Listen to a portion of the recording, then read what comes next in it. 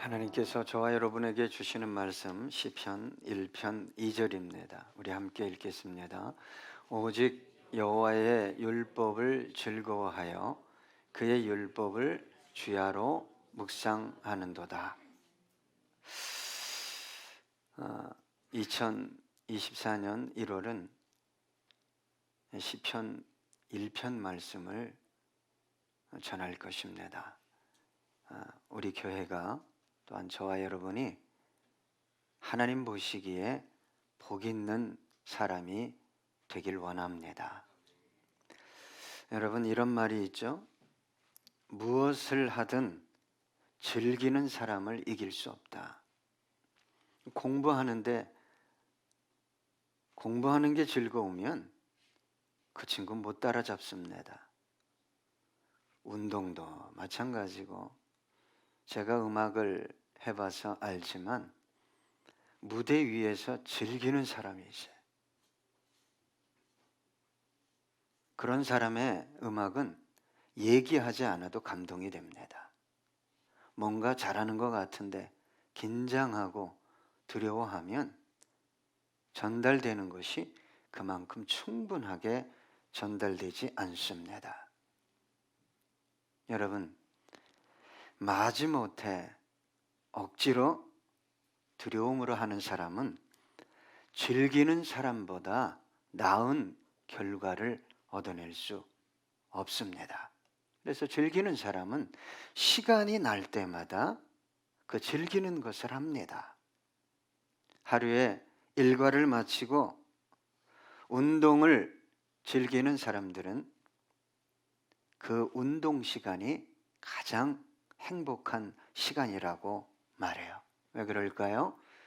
하루에 스트레스를 날려버리는 시간이기 때문입니다. 그래서 운동하는 시간이 되면 자기도 모르게 기분이 좋아진대요.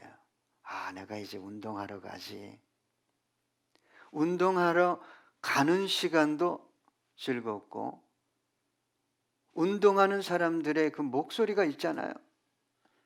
그 목소리를 들어도 즐겁고 공소리만 들어도 행복하다고 그래요. 축구를 즐기고 야구를 즐기고 농구를 즐기고, 옆에 탁구 클럽이 있죠. 탁구를 즐기는 분들은 탁구장에 들어올 때 공 튀기는 소리를 들으면 행복하다고 그래요. 즐기는 사람들의 특징이 뭐냐? 그 즐기는 것을 하기 위해 시간을 냅니다. 아니요, 없는 시간을 만들어서까지도 그 즐기는 것을 합니다. 간혹 그 즐기는 것을 하지 못하는 경우가 생길 때 상당한 심적 스트레스, 우울감을 경험하게 된다고 그래요. 저는 청년인 줄 알았어요. 한 청년이 탁구를 열심히 치길래 탁구가 재밌냐고. 너무 재밌다고. 그런데 지금 와이프가 뭐 사가지고 오라고 그래서 지금 가야 된다고. 청년 같은데 결혼했고 아이도 있더라고요. 그런데 어느 날 이 청년이 안 보여요. 한 달 정도 있다가 왔는데 갈비뼈가 3개인가 부러졌다고. 저한테 그러는 거예요. 운동을 못하니까 정말 너무 우울하다고. 자기가 즐기는 걸 못하기 때문에. 여러분, 즐기는 사람들의 특징이, 또 다른 특징은 무엇이냐면 시간을 만들어서 할 뿐만 아니라 그 즐기는 것이 항상 마음에 있는 거예요. 마음에 탁 자리 잡고 있는 거예요. 그래서 우리 탁구 클럽에 부부들이 또 많이 오잖아요. 참 보기 좋습니다. 부부가 하루 일과를 딱 끝내고, 어떤 분은 교사도 있고 공무원도 있고 직장에 다니는 분도 있고 사업하는 분도 있는데, 그 시간 퇴근돼서 두 분이 다 와서 쌍쌍이, 참 희한해요. 얼마나 쌍쌍이 많은지 몰라요. 그런데 그분들이 지방에 여행 갈 때 뭘 가져가려는 줄 아세요? 탁구 라켓을 가져가요. 왜? 즐기는 거니까. 오늘 본문에 이렇게 기록되어 있죠. 오직 여호와의 율법을 즐거워하여. 지난주에는 여러분 정말 복 있는 사람이 되기 원한다면, 이 한 해를 복 있는 사람으로 살기 원한다면 하지 말아야 될 것에 대해서 말씀드렸어요. 악인의 꾀 쫓지 마세요. 죄인의 길에 서지 말고 오만한 자의 자리에 앉지 마세요. 이번 주는 복 있는 사람이 해야 할 일들에 대해서 말씀을 전하려고 합니다. 지난주의 말씀이 좀 소극적인 방어적인 말씀이라면 이번 주의 말씀은 적극적이고 좀 공격적인 말씀입니다. 여러분, 무엇을 하든 공격적으로 해야 승리를 얻을 수 있어요. 이 시대는 PR의 시대잖아요. 수비만 하면, 여러분 한번 축구를 예를 들어서 수비만 하면 최대 승점이 몇 점이에요? 1점이에요. 1점.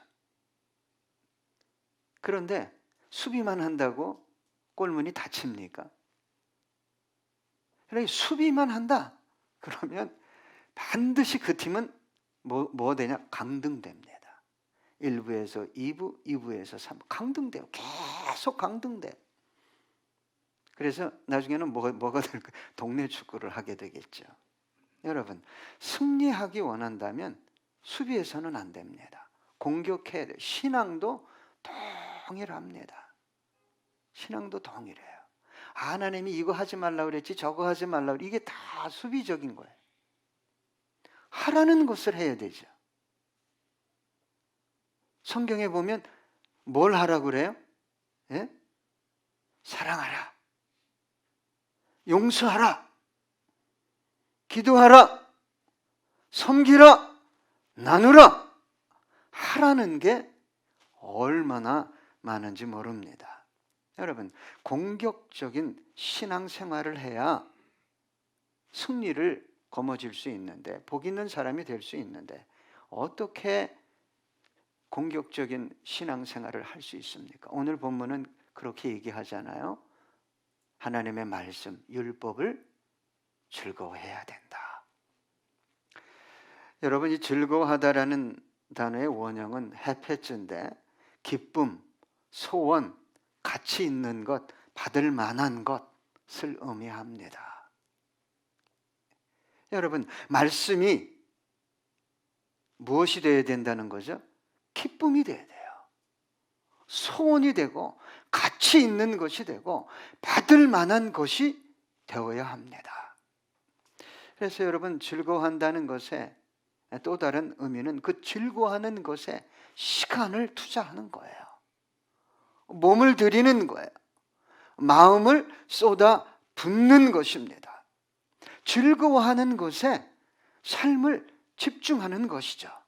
언제 있든, 언제, 어디서, 누구와 무엇을 하든 마음 중심에 말씀이 자리하는 것입니다. 그래서 말씀을 즐거워한다는 것은 말씀을 떠나서는 의미 없는 인생이 되는 거예요. 또 말씀을 벗어날 수 없는, 그래서 말씀의 인도를 받고 말씀을 통해 도움을 받고 위로를 받는 그런 삶을 살아가는 것을 말하는 거예요. 여호와의 율법을 즐거워한다는 것이 그런 것입니다. 이러한 것이 저와 여러분의 삶에 승리를 갖다 주고 뭘 갖다 준다는 거예요? 복을 가져다 준다는 거예요. 시편 119편 50절입니다. 이 말씀은 나의 고난 중에 위로라. 주의 말씀이 나를 살리셨기 때문입니다. 얼마나 아름다운 말씀입니까? 뭐가 나를 살린다고요? 주의 말씀이 살리는 거예요. 그래서 말씀을 즐거워하는 사람은 말씀에서 벗어나는 행동을 하지 않습니다. 간혹 실수할 수 있겠죠. 그러나 말씀을 즐거워하는 사람은 실수하는 즉시 깨닫습니다. 이건 주님께서 기뻐하는 것이 아닌데. 그리고 돌이킵니다. 그리고 말씀의 기준에 근거해서 실수한 것을 회복하려고 노력합니다. 언어가 특히 그렇습니다. 이 말은 하면 안 되는데 그 기준이 어디 있습니까? 성경 말씀이죠. 여러분, 언어가 얼마나 중요한 건지 몰라요. 여러분, 일주일 동안 어떤 언어를 사용하셨습니까? 부정적이고 파괴적이고 회의적이고 가장 염려, 불안, 근심, 걱정, 두려움을 입술로 다 쏟아냈다면 빨리 이걸 돌이켜야 돼요. 경제적인 돈의 문제도 그렇습니다. 성경은 돈을요, 어쩔 수 없으면 빌릴 수 있지만 빌려주는 자는 형제들에게 이자를 받지 말고, 저는 그렇게 생각합니다. 받을 생각하지 마라. 돈 빌려주면 받을 생각하지 마라. 그리고 여러분, 주신 것을 어떻게 해서든지 아껴서 주신 것 안에서 쓰셔야 돼요. 신용사회입니까? 말이 신용사회죠. 신용을 잘못하면 망가뜨리는 사회입니다. 내가 신용을 유지할 수 있는 범위 안에서 쓰셔야 돼요. 그리고 대인관계도 그렇죠. 성경에 근거해서 대인관계를 유지해야 됩니다. 사람은 나보다 월등한 사람 앞에서 힘을 못 쓰죠. 그 사람이 말하면 그냥 인정하기 싫어도 인정합니다. 그러나 여러분, 그리스도인은 아닌 것은 아니다라고 말하고 옳은 것은 옳다고 말하는 것이 그리스도인입니다. 양심도 마찬가지예요. 성령님은 가장 먼저 저와 여러분의 양심을 터치합니다. 무엇에 근거해서? 말씀에 근거해서. 너 그렇게 하면 안 되지. 너 저 사람을 그렇게 대하면 안 되지. 여러분, 말씀을 즐거워한다는 것은 단지 공부하는 것을 의미하는 게 아닙니다. 연구하는 것을 의미하는 것이 아닙니다. 어떤 사람들은 공부 자체, 연구 자체를 즐거워해요. 심지어 내가 성경을 몇 독 했노라고 그걸 말하기 위해서 통독을 해요. 여러분, 성경을 공부하고 연구하는 이유는 삶에 적용하기 위해서죠. 연구하고 공부하면서도 내가 왜 이걸 삶에 적용하지 못할까?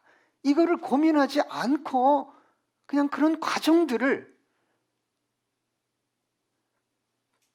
그냥 마치는 분들이 있어요. 이것이 신앙의 왜곡을 가져옵니다. 왜요? 내가 이러이러한 것들을 했으니까 내 신앙이 그래도 괜찮겠지. 이렇게 자기 스스로 인정해 버리기 때문입니다. 신학을 한다고 하나님을 압니까? 신학교에 가면 하나님을 알아요? 아니요. 신학 교수도 모르는 분들이 많아요. 그래서 복음서에 나오는 바리새인과 사두개인과 율법사를 자기들은 신앙이 괜찮다고 생각했잖아요. 그래서 저들과 우리는 다르다 스스로 구별시켰어요. 분리시켰어요. 바리새인이 그 뜻이 있어요. 분리시키다라는 뜻이 있어요. 그런데 주님께서 그들을 뭐라고 책망했습니까? 마태복음 23장 25절로 28절 보니까 화 있을진저 외식하는 서기관들과 바리새인들이여 잔과 대접의 것은 깨끗이 하되 그 안에는 탐욕과 방탕으로 가득하게 하는도다. 눈먼 바리새인이여 너는 먼저 안을 깨끗이 하라. 그리하면 겉도 깨끗하리라. 화 있을지인저 외식하는 서기관들과 바리새인들이여 회칠한 무덤 같으니 겉으로는 아름답게 보이나 그 안에는 죽은 사람의 뼈와 모든 더러운 것이 가득하도다. 이와 같이 너희도 겉으로는 사람에게 옳게 보이되 안으로는 외식과 불법이 가득하도다. 여러분, 신앙생활할 때 저 사람이 나를 어떻게 볼까? 이거 중요하지 않습니다.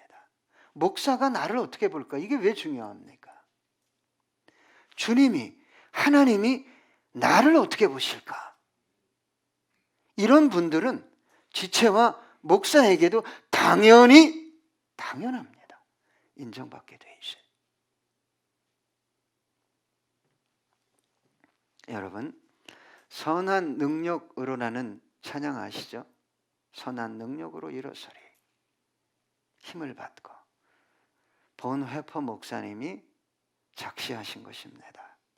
그런데 젊은 나이에 나치 독일에 의해 처형당해서 순교하게 됩니다. 순교하기 전에 이런 글을 썼어요. 성경에 기록된 말씀은 언제나 당신의 가슴에 울려야 하고 당신의 생활 속에서 날마다 살아 움직여야 합니다. 당신이 너무나 사랑하는 사람이 있다면 그의 말을 어떻게 잊을 수 있겠습니까? 사랑하는 사람의 말을 따지고 분석해서 받아들이는 사람은 아무도 없을 것입니다. 그와 같이 당신도 주님을 사랑한다면 그냥 그 말씀을 일상생활 속에 받아들이십시오. 여러분, 성경을 몇 번 읽었느냐, 어떤 성경 공부 과정을 마쳤느냐가 중요한 게 아닙니다. 그 말씀에 따라 반응하며 살고 있느냐, 살고 있지 않느냐가 중요한 것입니다. 말씀을 즐거워한다는 것은 성경 공부를 즐거워한다, 설교 듣기를 즐거워한다, 이것과 별개입니다. 그 듣고 배운 말씀을 내 삶에 어떻게 적용할 것인가, 그것을 고민하는 사람이 말씀을 즐거워하는 사람입니다. 그래서 말씀을 따라가는 사람이요, 더 나아가서 그 말씀 속에 있는 하나님을 만나는 사람입니다. 그러니 더욱더 말씀을 즐거워할 수밖에 없는 거예요. 말씀을 즐거워하니까 그 말씀을 따라 살아봤더니 하나님이 대인관계도 경제도 내 삶도 말씀대로 역사하시고 움직이는구나, 이걸 경험했다는 거예요. 그러니 더 즐거워할 수밖에 없어요. 이번 주에는 어떤 말씀을 주실까? 이번 모임에는 하나님이 나에게 뭐라고 하실까? 여러분, 하나님을 알아간다는 것은 단지 공부하는 게 아닙니다. 단지 설교를 듣는 게 아니에요.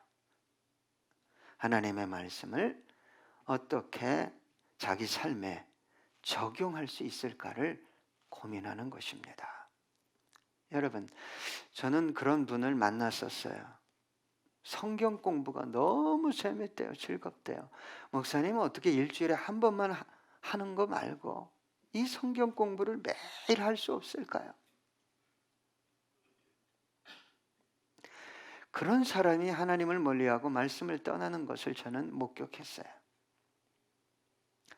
마태복음 13장 20절로 21절 보니까 돌밭에 뿌려졌다는 것은 말씀을 듣고 즉시 기쁨으로 받되 그 속에 뿌리가 없어 잠시 견디다가 말씀으로 말미암아 환난이나 박해가 일어날 때에는 곧 넘어지는 자요.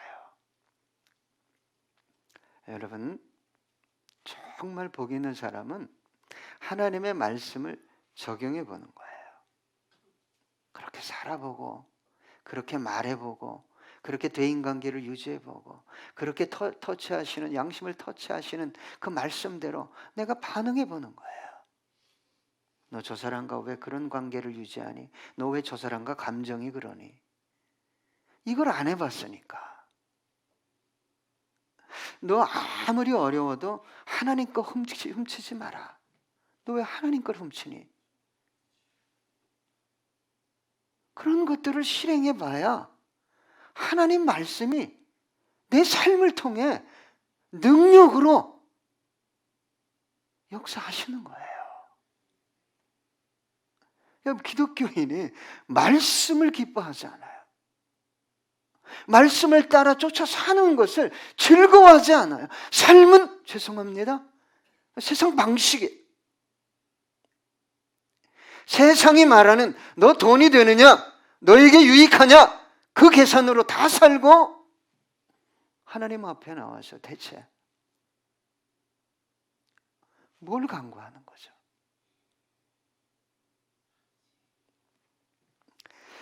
시편 119편 105절 보니까 주의 말씀은 내 발의 등이요 내 길의 빛이니이다. 이게 무슨 말이에요? 내 길을 인도하고, 어둠은 환란이잖아요. 절망이잖아요. 그때 소망을 주신다는 거예요. 뭐가? 말씀이. 그 경험이 있어야 돼요. 하나님이 뭐예요? 말씀이에요. 하나님 도와주십시오 그러면 하나님이 뭘 보내줘요? 말씀을 보내주는 거예요. 그 영혼 중심에 말씀을 떨어뜨려 주는 거예요. 그러면 내가 그 말씀을 받고 그 말씀의 가치를 기뻐하면서 따라가면 역사가 나타나는 거예요. 시편 119편 162절입니다. 사람이 많은 탈취물을 얻은 것처럼 나는 주의 말씀을 즐거워하나이다. 전쟁에서 승리해서 전리품을 얻는 것보다 나는 더 뭐를 즐거워한다는 거예요? 말씀을. 너 이렇게 하는 게 옳아. 성령님이 감동을 안 합니까, 여러분? 예배 드릴 때마다, 교제할 때마다. 저는 여러분 가끔 그런 얘기를 해요. 집사님에게 원하는 게 이겁니다. 여러분, 그걸 쫓아가셔야 돼요. 그게 여호와의 율법을 즐거워하는 것입니다. 그 다음에 오늘 본문에 이렇게 얘기합니다. 그의 율법을 주야로 묵상하는 사람이 복 있는 사람이다. 말씀을 즐거워하면 말씀이 경험됩니다. 말씀이 경험돼요. 말씀이 내 안에 들어오면요, 얼마나 놀라운 일들이 벌어지는지 몰라요. 하도 제가 예민하지 못할 때는 성령님께서 감동을 주시죠. 평상시는 생각으로 탁탁 끊습니다. 왜 불안해해? 왜 걱정해? 하고 탁탁 끊어버려요. 근데 웬만해서는 이게 잘 안 나가는 놈들도 있잖아요. 그럼 이 중심에서 야, 네가 걱정한다고 되는 거 한 가지라도 있냐? 너 걱정하면 걱정거리를 더 불러들여. 그렇죠. 동의합니다. 인정합니다.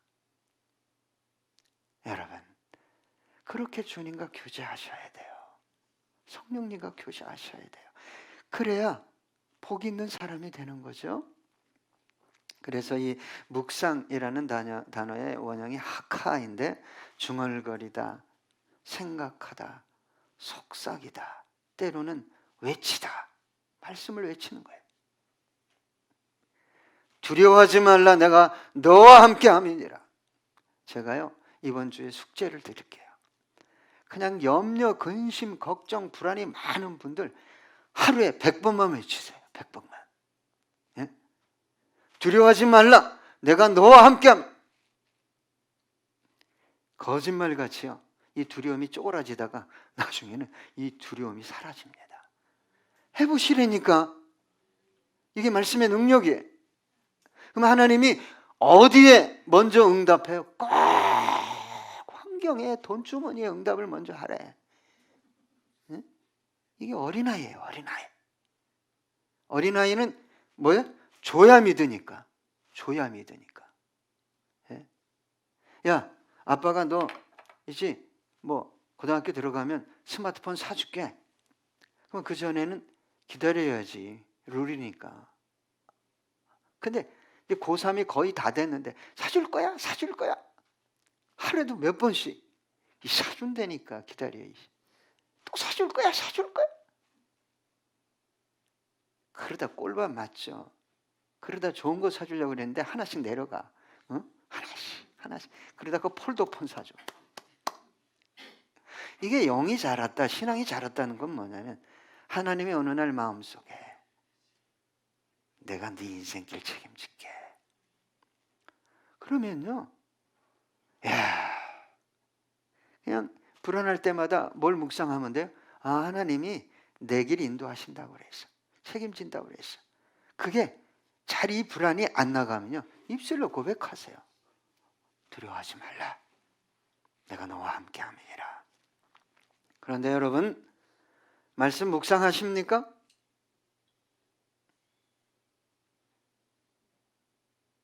허구한 날 다른 거 묵상하지 마시고 말씀을 묵상하셔야 돼요.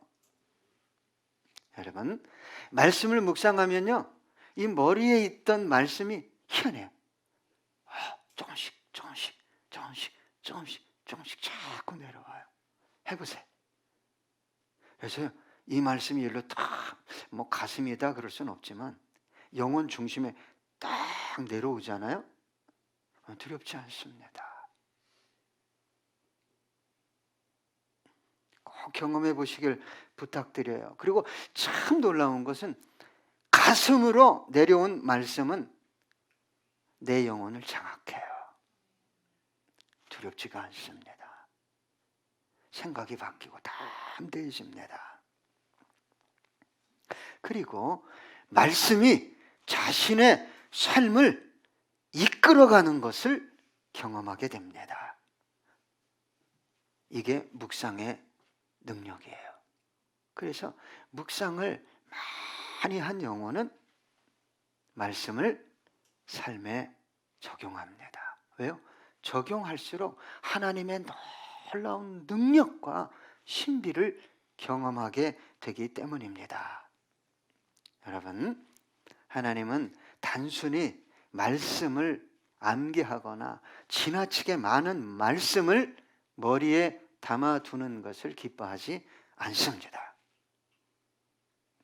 자, 시편 119편 97절로 100절인데 제가 읽습니다.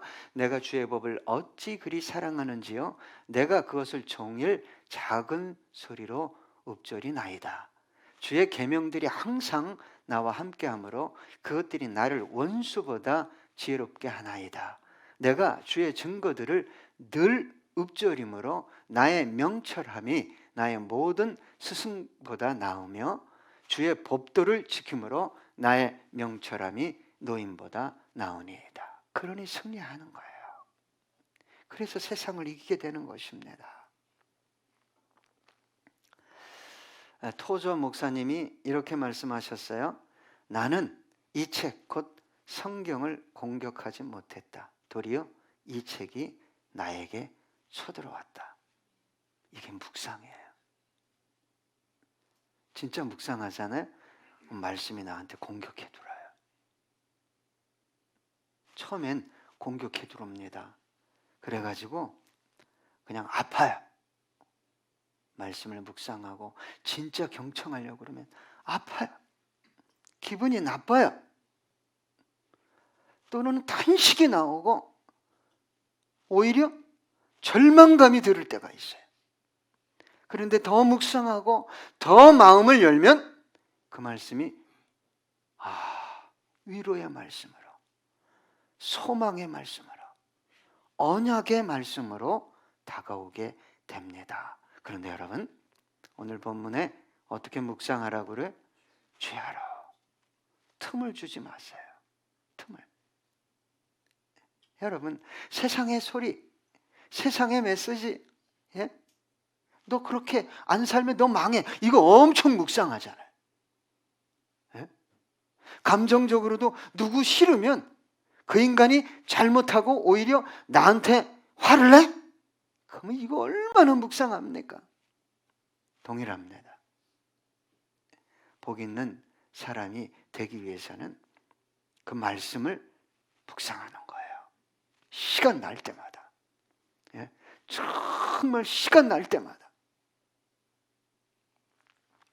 그러면 주야로 묵상하라는 말씀의 의미는 말씀을 붙들어라, 의지해라, 이 정도 수준이 아니라 너 말씀의 사람이 되라.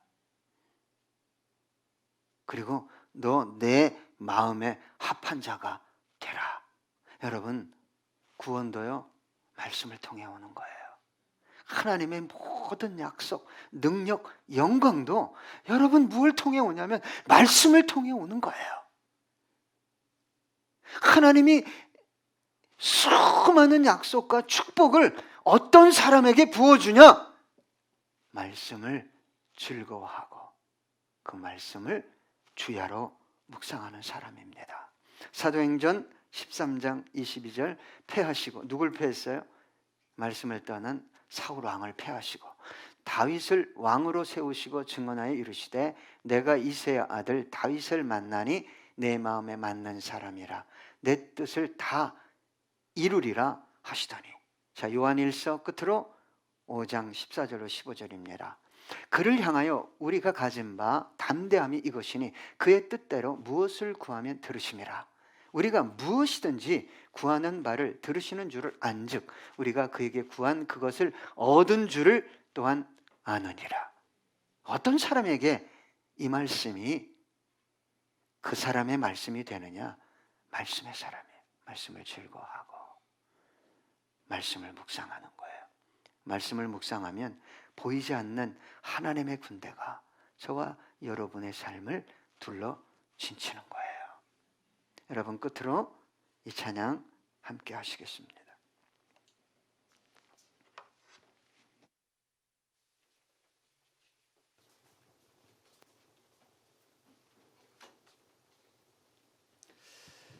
우리 믿음으로 함께 고백하기 원합니다.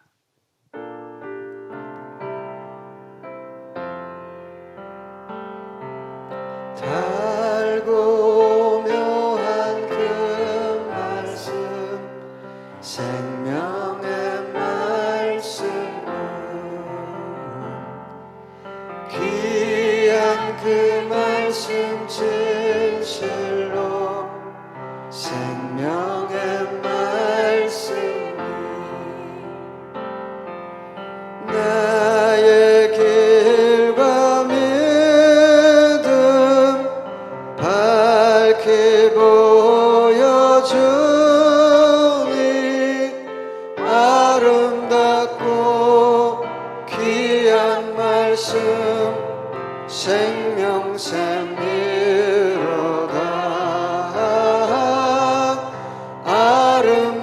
아름답고 귀한 말씀 생명샘이로다. 아멘. 귀한 주님의 말씀은 내 노래 되도다. 모든 사람을 살리는 생명의 말씀은 값도 없이 생명길을 가니 생명길을 가니 아름답고 귀한 말씀 생명샘이로다.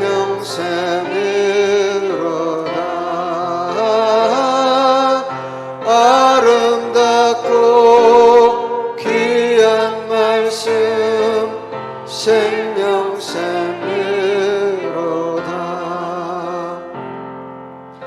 널리 울리어 퍼지는 생명의 말씀은